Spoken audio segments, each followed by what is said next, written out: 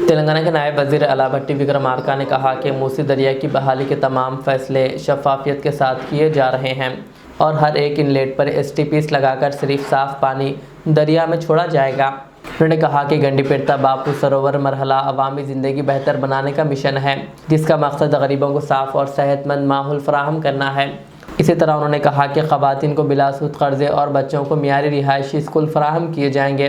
उन्होंने आवाम से इस मंसूबे की हिमायत की अपील की। అధ్యక్ష మూసీ నదిలోకి వచ్చే నాళాలని శుద్ధి చేసి పంపిస్తారా లేదా మళ్ళీ మురికికోపం వస్తారంటే చాలా స్పష్టంగా ఆ ప్రెజెంటేషన్ లో చెప్పారు। మూసీ నదిలోకి వచ్చే ప్రతి నాళాకి STPలు పెట్టి వాటన్నిటిని శుద్ధి చేసిన తర్వాతనే ఆ నీళ్లను మూసీ నదిలో వదులుతామని చెప్పి ప్రెజెంటేషన్ లో చాలా స్పష్టంగా ఆ రోజు వివరించడం జరిగింది। దాని గురించి కూడా పక్కదోవ పట్టిస్తా ఉన్నాం అధ్యక్ష। ప్రెజెంటేషన్ లో ఇచ్చిన దానిపైన పబ్లిక్ గా వెబ్సైట్ లో కూడా పెట్టారు। అందులో ఏమైనా మీరు సలహాలు సూచనలు ఇద్దామనుకుంటే ఇవ్వండి అని చెప్పారు। అంతేకాదు అక్కడ పరివాహ ప్రాంతంలో ఉన్నటువంటి పేదవాళ్ళకి ఏమైనా ఇబ్బందులు ఉంటే వాళ్ళ ఆలోచనలు కూడా పరిగణలో తీసుకోండి అని చెప్పారు।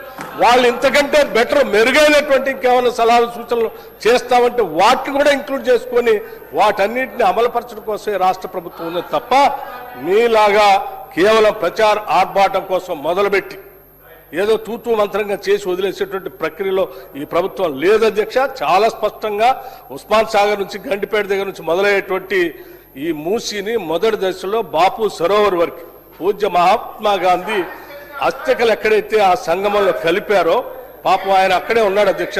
సత్యమేవ జయతే ఆయన అందరూ కోరుకునేది ఎప్పుడు కూడా ఒకటే, మనం తీసుకునే ప్రతి నిర్ణయంలో అత్యంత పేదవాడు కన్నీళ్లు మనం తూడుస్తున్నామా లేదనేటువంటి ఆలోచన చేయండి అని చెప్పాడు। అందుకే ఈరోజు మూసీ ప్రక్షాళన జరిగేటువంటి కార్యక్రమంలో భాగంగా బాపూజీ ఘాట్ని అక్కడ గాంధీ సరోవర్గా పేరు మార్చడం కాదు, ఆయన ఆలోచన చేసినట్టుగా అత్యంత పేదవాడు కన్నీళ్లు తూడుస్తూ వాళ్ళకి ఆ శుభ్రం చేసినటువంటి హైజీనిక్ కండిషన్స్ లో అభివృద్ధి చేస్తున్నటువంటి మూసీ పరివాహ ప్రాంతంలో వాళ్ళ భాగస్వాములు చేసేటువంటి ప్రక్రియ ఈరోజు రాష్ట్ర ప్రభుత్వం చేస్తా ఉంది। దీన్ని అభినందించవలసిందిగా నేను వారిని కోరుతా ఉన్నాను। నేను వారిని సూటిగా అడుగుతా ఉన్నాను, మూసీ ప్రక్షాళన చేయటానికి మీరు వ్యతిరేకిస్తున్నారా? మూసీ ప్రక్షాళన చేయొద్దని మీరు అంటున్నారా? లేకపోతే మూసీ పరివాహ ప్రాంతంలో నివాసం ఉంటున్నటువంటి పేదవాళ్ళు అత్యంత దయానీయమైనటువంటి పరిస్థితుల్లో ఉన్నారు అధ్యక్ష। అక్కడ మురుగు వాసన, ఈగలు, దోమలు, అనేక రకాలైనటువంటి జబ్బులతో బాధపడుతున్నటువంటి వాళ్ళ జీవన స్థితిగతులు మార్చాలని రాష్ట్ర ప్రభుత్వం ఒక బాధ్యతతో, ఒక సామాజిక బాధ్యత ఈ నిర్ణయం తీసుకొని ముందుకు పోతా ఉంది। వద్దంటారా? చెప్పండి।